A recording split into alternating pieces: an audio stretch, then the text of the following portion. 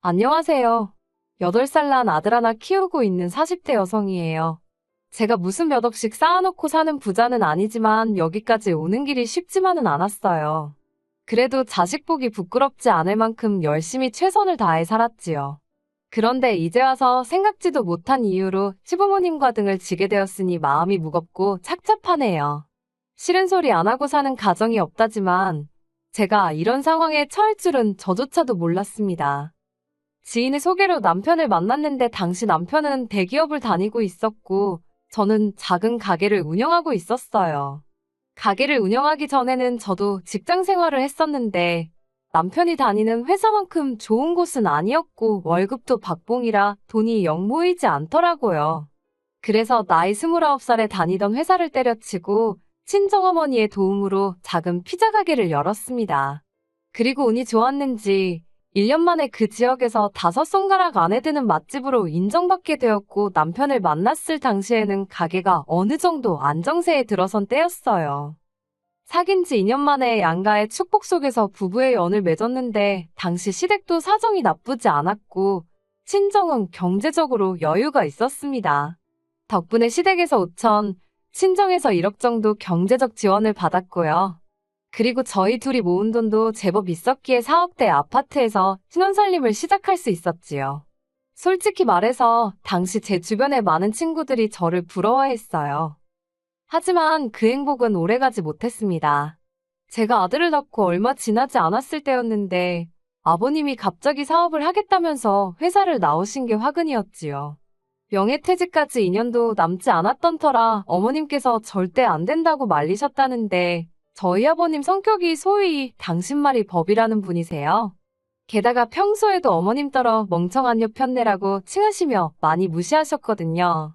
말이 나와서 말이지만 결혼 전에는 아버님 어머님을 자주 뵐 일도 없었고 어쩌다 뵙게 돼도 워낙에 아버님이 말수가 없으셨어요. 그러니 아버님께 그런 면이 있는지는 상상도 못했다가 처음 명절 때 아버님이 어머님한테 욕하는 걸 보고는 큰 충격을 받았네요. 그리고 무엇보다 시댁의 경우 경제권이 아버님한테 있다 보니 걸핏하면 돈을 빌미로 처자식을 쥐고 흔드시기 일쑤셨대요. 그나마 남편이 직장을 다니기 시작한 이후로는 남편한텐 그게 잘 먹히지 않고 있었지만요. 아무튼 상황이 그렇다 보니 아버님의 고집을 아무도 꺾지 못했던 거지요. 평소에 저희 아버님은 어디 식당에만 가면 얼마나 평가를 하시는지 몰라요.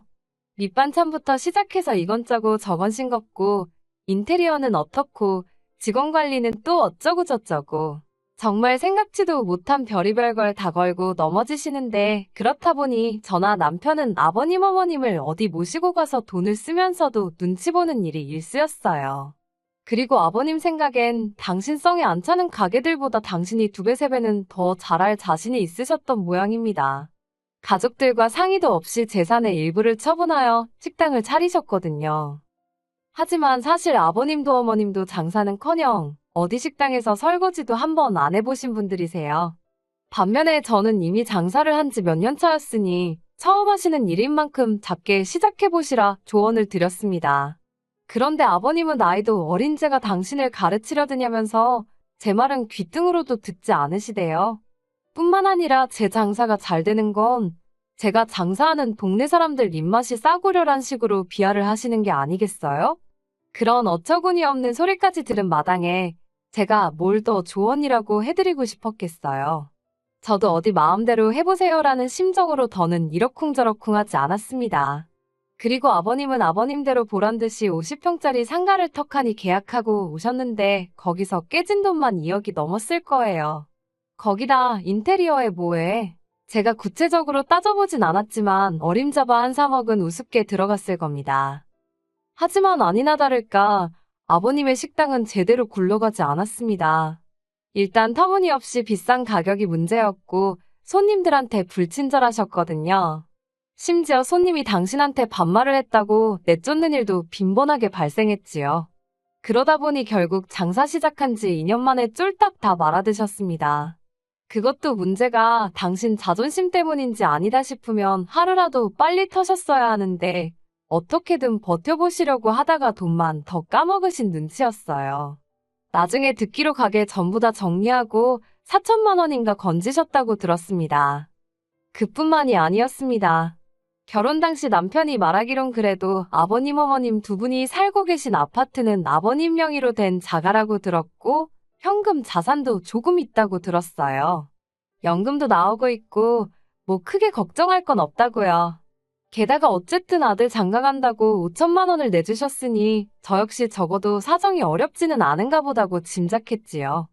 막말로 제가 그렇다고 아버님 어머님 아파트 등기부등본을 떼볼 생각을 어떻게 했겠으며 남편한테 시부모님 잔고증명서라도 떼와라 할 수는 없는 노릇이잖아요. 그런데 이게 웬걸 막상 아버님이 식당까지 말아드시고 나니까 이래저래 조금씩 돈 이야기가 나오기 시작했는데 상황이 생각보다 훨씬 안 좋더라고요. 일단 현금 자산이랄 건 이미 다 쓰고 없어진 지 오래였고 식당에 투자금으로 들어간 대부분의 돈은 사시던 집을 담보로 대출을 받아 쓰셨던 거였지요. 그런 시부모님의 상황을 보고 있자니 갑갑한 건 물론이고 그렇다고 자식으로서 모른 척 할 수도 없대요. 그래서 결국 남편과 상의 끝에 한 달에 50만 원씩 보내드리던 거 100만 원으로 올려서 보내드리기 시작했습니다. 물론 아버님 어머님 두 분 다 고맙다 어떻다 하는 말씀은 없으셨고 남편 혼자서 저보기 민망해하는 걸 괜찮다 하고 넘어갔어요. 그런데 거기서 끝이 아니었습니다. 얼마 후 남편보다 3살 어린 신우가 결혼할 사람이라며 시매부 될 사람을 데리고 왔거든요. 만나보니까 인물도 좋고 사람도 시원시원하니 괜찮아 보이대요. 아버님 어머님도 사윗감이 마음에 들었는지 빨리 결혼을 추진하고 싶어 하셨고요. 그런데 알고 보니까 신우가 모아놓은 돈이 하나도 없었습니다. 그래도 제가 알기로 신우가 직장 생활을 7, 8년 가까이 했는데 정말 돈 1,000만 원도 들고 있는 게 없더라니까요. 오죽하면 보다 못한 제가 신우더러 아가씨 가지고 있는 명품백이라도 좀 가져다 팔라니까 한다는 소리가 그나마 그것들도 다 가짜라대요. 사실 저희 신우가 평소에도 좀 화려하게 입고 들고 다니고 입은 또 고급이라 밥 한 끼를 먹어도 어디 좋은 데 가서 먹고 그러거든요. 근데 그게 자기가 벌어서 자기가 그렇게 쓰고 사는 거니 옆에서 보기에 이해는 안 돼도 전화 한 편이나 별소리 한 적은 없어요. 저희한테 달리 피해를 준 적도 없고요. 그런데 남들이 보기에는 그 속사정을 모르니 신우가 돈 꽤나 있는 집 딸인 줄 아는 경우가 덜어 있더라고요. 시매부 될 사람 역시 신우가 꽤나 있는 집 딸인 줄 알았던 모양이고요. 상황이 그렇다 보니 아버님 어머님은 사윗감은 놓치기 싫지. 결국 당신들 사는 아파트를 담보 잡아 대출을 받아서 신우 시집갈 돈을 만들어 주시더라니까요. 그래서 이래저래 신우가 시집을 가기는 갔어요. 시매부 쪽에서 집 해오고 신우가 혼수해가고 뭐 남들 하는 만치는 해갔습니다. 저야 속으로 딸이 돼서는 신우도 속도 없다 싶었지만 며느리 입장에서 이런 소리를 누구한테 어떻게 하겠어요. 그냥 별꼴이다 생각하고 말았지요. 저나 남편은 별 문제 없이 잘 지내고 있었으니까 크게 개의치 않기도 했고요. 그런데 문제는 작년 초였어요. 신우가 시집간 지 한 반년이나 됐나 아버님 어머님이 저희를 부르시더라고요. 그러더니 하시는 말씀이 지금 사시는 집을 팔기로 하셨다는 겁니다. 대출을 도저히 갚을 수가 없어서 집을 파셨고 이삿짐은 다음 달에 빼기로 하셨다는 거예요. 사실 저도 문득문득 대출은 어떻게 갚고 계신가 한 번씩 걱정이라고 해야 할지 생각은 했지만 제가 달리 도와드릴 수 있는 것도 아니고 괜히 아버님한테 싫은 소리나 들을까 싶어서 물어본 적은 없었거든요. 그러면서 저희더러 하는 말씀이 황당했습니다. 다음 달에 저희 집으로 이사를 할 거니 방을 하나 비워두라고요. 같이 살면서 손자도 봐주고 살림도 도와줄 테니 그런 줄 알라 하시는데 솔직히 어이가 없고 화도 나더라고요. 저희 어머님이요. 제가 가게 장사 때문에 손자인 저희 아들 좀만 봐달라고 부탁드렸을 때 니네 엄마는 뭐하냐며 저더러 시어미 시집살이 시킬 셈이냐고 얼마나 악을 쓰셨는지 몰라요. 그리고 이후로도 저희 아들 내복 한 벌 선뜻 사주신 적 없으신 분들인데 이제 와서 손잡아줄 테니 합가하자고 하면 제가 좋다고 할 줄 아셨던 건지 합가는 못한다고 그 자리에서 딱 잘라 말씀드렸습니다. 그러자 지금 시부모더러 길거리에 나 앉으라는 거냐며 난리가 났지요. 남편이 먼저 화를 참지 못하고 그러니까 평소에 아들 며느리가 하는 말 좀 귀담아 듣지 그랬냐며 소리를 지르곤 저를 잡아 끌어 시댁에서 나왔어요. 그러자 저희 뒤통수에 대고 어머님은 통곡을 하시고 아버님은 욕을 하시고 정말이지 다른 집에서 듣진 않을지 아주 남사스러워서 혼났다니까요. 며칠 동안 혼자 생가슴을 앓다가 결국 이 답답한 심정을 친정어머니께 말씀드렸습니다. 그전까지 시댁 일이라면 그저 괜찮다, 잘해주신다, 아무 일도 없다고 둘러대던 저였는데 그때만큼은 정말 얼마나 답답하던지 친정어머니한테라도 털어놓지 않으면 속이 문드러지겠더라고요. 친정어머니는 처음엔 반갑게 제 전화를 받으셨다가 계속되는 이야기를 들으시더니 말수가 점점 없어지시대요. 그리고는 하시는 말씀이 당신도 방법을 한번 찾아볼 테니 일단은 아버님 어머님하고 너무 날 세우지 말라셨어요. 그리고 며칠 뒤 친정어머니께서 아버님 어머님이 얼마나 가지고 있으시냐 물으시대요. 남편이 말하기론 이래저래 한 5천만 원 남은 게 전부라고 했거든요. 그래서 그대로 말씀드리니 친정어머니가 또 한동안 말이 없으셨다가 그러면 보증금 없이 월세 40만 원에 사시는 건 어떻겠냐고요. 어차피 그 40도 저희가 드리던 100만 원에서 나가겠지만 그래도 잘 됐다 싶어서 그렇게 말씀드리겠다 했어요. 그런데 막상 그 이야기를 들으신 아버님 어머님의 반응은 뜨뜻미지근했습니다. 사돈끼리 무슨 40만 원이냐며 이렇게 된 거 베푼다 생각하시고 그냥 공짜로 살게 내주면 되는 거 아니냐입니다. 그러면서 하시는 소리가 어차피 저희 부모님 돌아가시고 나면 그 재산 다 제목 아니냐고요. 그러니 월세 없이 그냥 사시겠답니다.